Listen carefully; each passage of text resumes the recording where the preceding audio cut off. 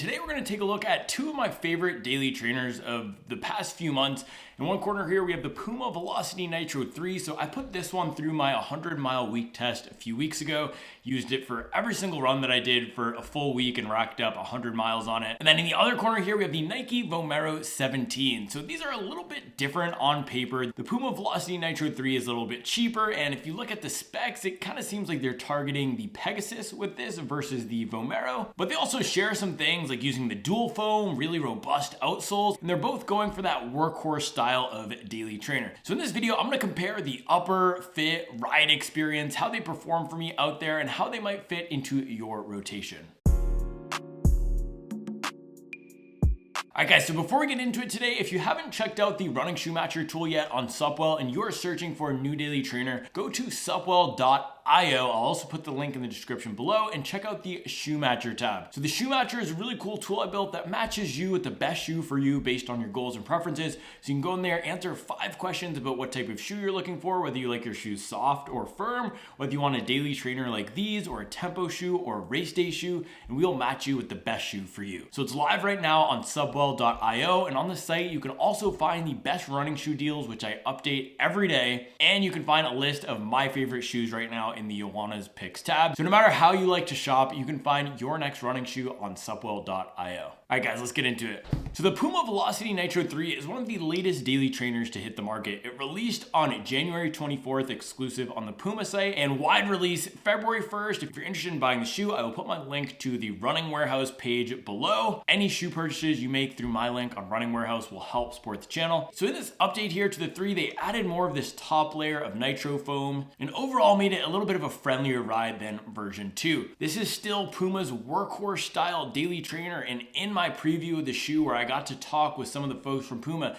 they told me that their elite athletes, and specifically Molly Seidel, put 90 miles a week on this guy. So that's what inspired me to start the 100-mile week test and see how it would do for a recreational runner like me who also runs at high mileage. Now if I have time, I will do a live weigh-in with this guy and splice in that footage somewhere, but I believe it's in the 9-ounce range. It's not noticeably heavier than the Vomero on foot, and it's priced at $135. Now the Nike Vomero 17 is Nike's premium or top tier daily trainer. So in their everyday running category, they have the Pegasus as their entry-level running shoes. Now they have a few shoes below that, like the Downshifter and a few others that have firmer EVA and aren't really great for everyday running, but the Pegasus is their entry into the performance running everyday category. And then the Vomero sits one level on top of that, comes in at $160 MSRP.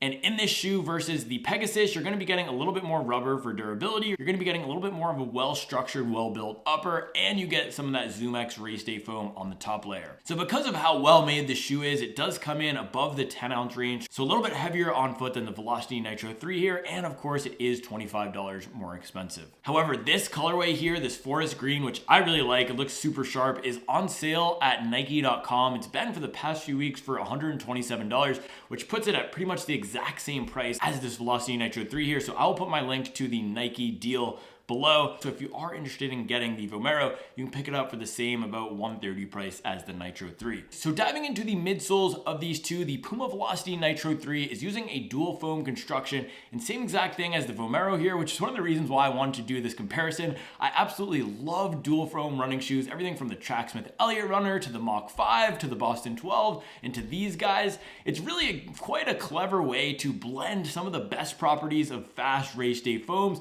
with some of the really nice properties of more traditional running foams like firmer EVA. So both of these guys here use a layer of firmer EVA foam on the bottom. In the Velocity Nitro 3 here, it's a very thin layer. It's almost just like an additional layer of rubber, probably only 10 millimeters. And then the Vomero, there's quite a chunky, thick layer of EVA, especially if you look up at this heel here, you'll see we're getting a lot of this Cushlon 3.0, which is Nike's version of the EVA. And then both of these shoes have a bit of a softer foam on the top layer. So in the case of the Puma, it is their Nitro foam, which is, I believe it is TPU. There's been some debate. I'll need to pin down exactly what the compound is, but it's not an EVA and it's not a PIBA. It's either a TPU or a TPEE, but it's very resilient, which makes me believe it's a TPU. It holds its properties that no matter what type of run, no matter what type of temperature, it does require a little bit of break-in, this Nitro foam here, but it's a nice supportive compound without being overly soft. And then the top layer of the Vomero here, we have Nike's ZoomX foam. So same foam that's in the Alpha Fly, the Vaporfly, the Streak Fly. It's Nike's racing foam, which actually is 100% unplated in a different shoe, the Invincible, which can be a little bit unstable. So by pairing it with the Cushlon here,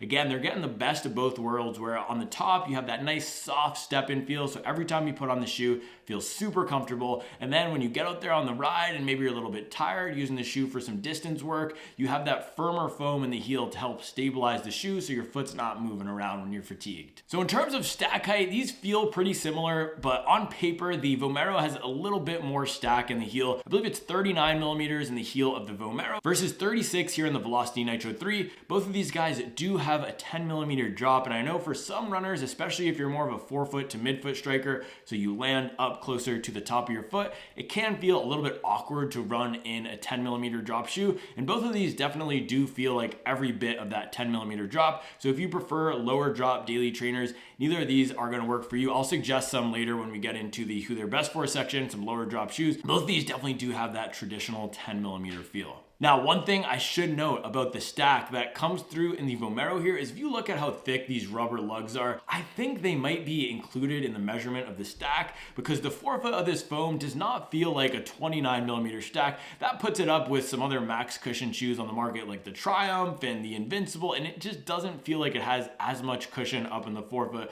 as other 29 or 30 millimeter shoes. Now that's a good thing for me because I like having a softer, more flexible forefoot for my everyday training shoes, but some folks do not. So that's just something to mention. This is gonna give you a little bit more ground feel up in the forefoot than the Velocity Nitro 3 here. All right guys, so diving into the ride of these shoes, the headline of the difference here is Puma Velocity Nitro 3 is going to be a fast and firm ride, and then the Nike Vomero 17 is going to be more of a soft, relaxed, everyday training ride. So while both of these are positioned by their brands as daily trainers, I wouldn't really attempt to use the Vomero as a workout shoe, whereas the Velocity Nitro 3, you can put some serious pace in this guy. So I mentioned this in my full review of the Velocity Nitro 3. I use this everything from short 6-mile runs in the rain to a 22-mile workout on the treadmill, and any time where I put some faster pace in the Velocity Nitro 3, it really responded well. So running down at half marathon pace, at threshold pace, this thing almost runs like a plated shoe because this nitro foam is very bouncy,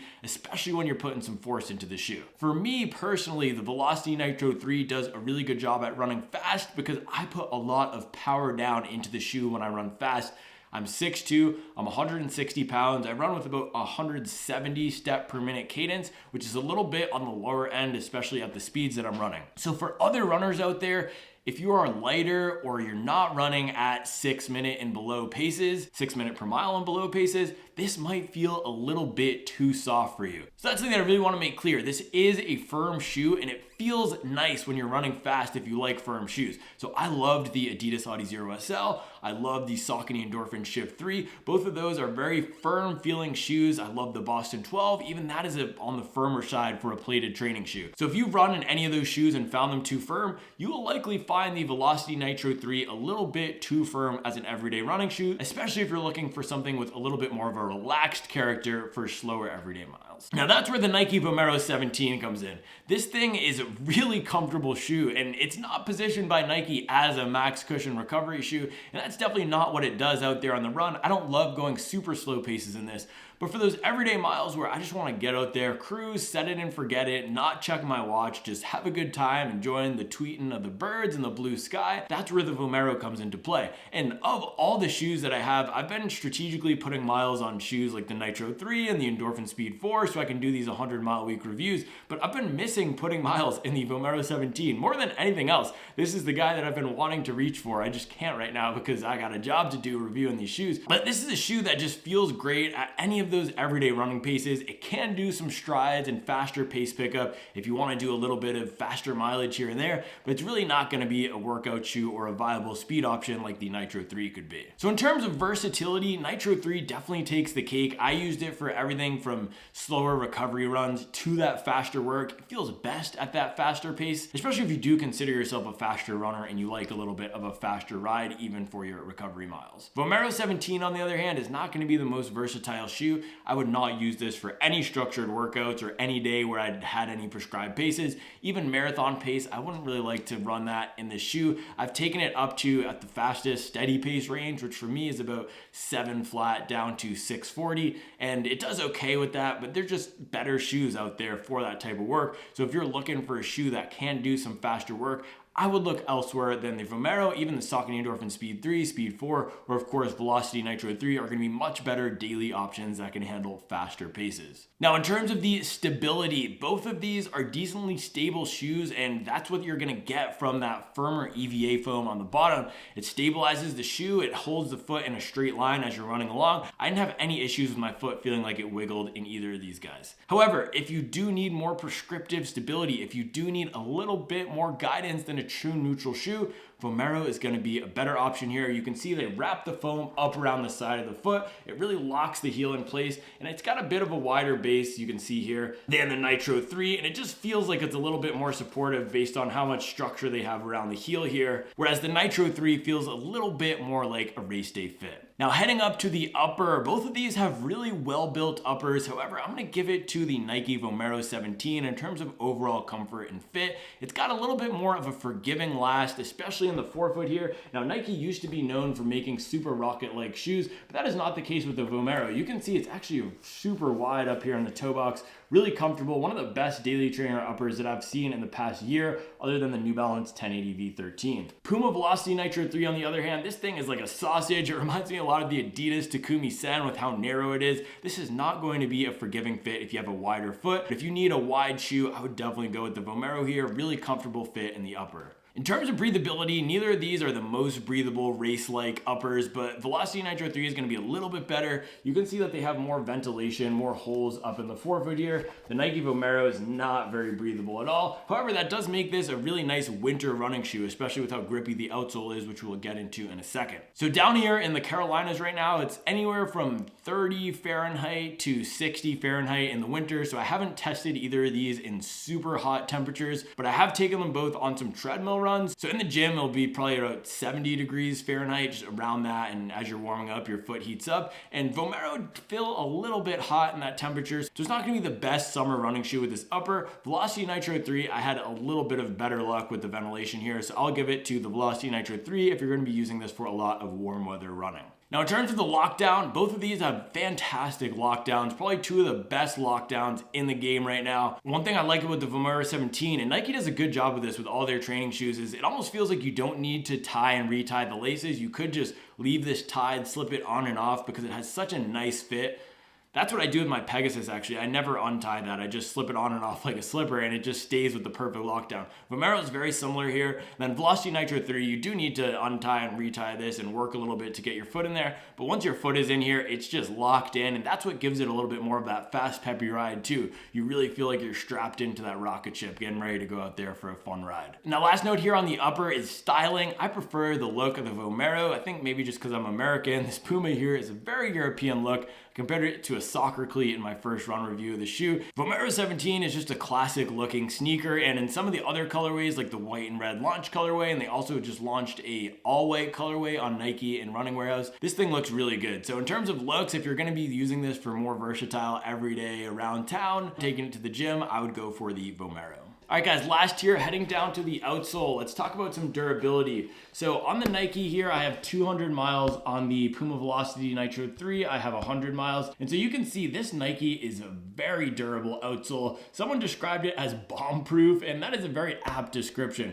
And this thing is a tank. It's got probably 3 millimeters of rubber here. This is showing 0 signs of wear up on the forefoot. Of course, we got my classic signs of hard wear down here on the outside or lateral heel edge. But for 200 miles, it's not looking in too much of bad shape. And once I'm done reviewing some of these other shoes that I need to put miles on, I want to take this guy to 300 as soon as possible to see how it's going to do. But in terms of this versus other daily trainers, this is very good for durability so far, and the performance of the foam on both of these guys is holding up great as well. Now Puma has shown a little bit of wear here, more than I would expect for 100 miles. You can see I've completely worn the texture through, but they have given us a nice thick layer of rubber, so we're not going to see any wear into the foam yet, and I do think this will hold up at least to 250-300 miles, and other runners have reported that Puma Grip is one of the best rubbers in terms of durability out there as well. Now when it comes to traction, I've taken both of these out on wet weather runs, and there is no contest here. The Puma Grip absolutely crushes. This is the best wet weather rubber out there, even compared to the Adidas Continental. Now I'm not sure if that's because of the compound or because of the way Puma structures their lugs and their patterns up here, because what Adidas does with the Continentals, they do a layout where it's almost like a flat pancake, so it grips the ground a little bit differently than we get with this Velocity Nitro 3 Puma Grip here, but this is just a fantastic rubber, so if you need a wet weather running shoe, this is a great choice. The Nike is pretty good too with these lugs you're gonna get. It's just not gonna be as good as the Puma Grip. Puma Grip does not slip and slide at all. Nike does a decent job gripping, but you will get, especially on grittier surfaces, a little bit of that side-to-side movement when cornering. All right guys, last, in terms of who these are best for, now the Puma Velocity Nitro 3 is a fun, fast ride for runners out there who want a little bit of a firmer character to their everyday running shoe. Now coming in at $130, this is a great value in the daily trainer segment. Most of these moderately cushioned daily shoes that we're looking at least $140, and this is the last holdout that's still below that $140 price point that's offering this much cushion, and then on top of that, the durability you're gonna get out of this is just great. However, if you want something that's a little bit softer, more forgiving, maybe for some more relaxed running, that's where the Vomero is gonna come into play. The ZoomX foam in here just gives it a little bit more of a comfortable ride than you're gonna get with the Velocity Nitro 3, and also pair that with the roomier upper here in this Nike. It's just overall a more comfortable shoe, especially for slower running and everyday use like walking and going to the gym. Now, if I could only get one of these and I needed something for workouts, for long runs, for running fast, for running slow, I would get the Velocity Nitro 3. Even though it is firmer, you're gonna get better performance out of it for faster running. The Vomero 17 just doesn't respond as well to fast-paced pickups, especially if you're running sub 7:30, sub 7 minute per mile pace. Now, neither of these would be great race day shoes if you really want to get your best performance in a race, but if you did want to get one shoe to do everything and you don't want to go for a plated shoe, again, that's where the Velocity Nitro 3 is going to come into play. However, if you're just looking for a shoe that you could take for a casual 5K turkey trot once or twice a year, Vomero 17 is great for that, and you can use it for those types of races. But if you really want to run fast and get your best performance out of these two, the Velocity Nitro 3 is the better choice. So for a fast ride, for a little bit of a firmer, more structured experience, Velocity Nitro 3 is going to take the cake. For a little bit of a more relaxed, fun, everyday running shoe, that's where the Vomero 17 really shines. So for firm speed, Velocity Nitro 3. For comfort, Vomero 17. Both of these are really durable, but if you really want to stretch your dollar, Velocity Nitro 3 also takes the prize in that category. So those are my full thoughts on the Velocity Nitro 3 versus the Nike Vomero 17. You guys know what other shoes I have in my rotation, so let me know what you want to see either of these compared to. I've done a few comparisons throughout the last few months with the Vomero. Specifically in the case of the Nitro 3, let me know if there's anything that you want to see this guy compared against. So as always, guys, thanks for watching. I appreciate the support, and I'll be back tomorrow with another video.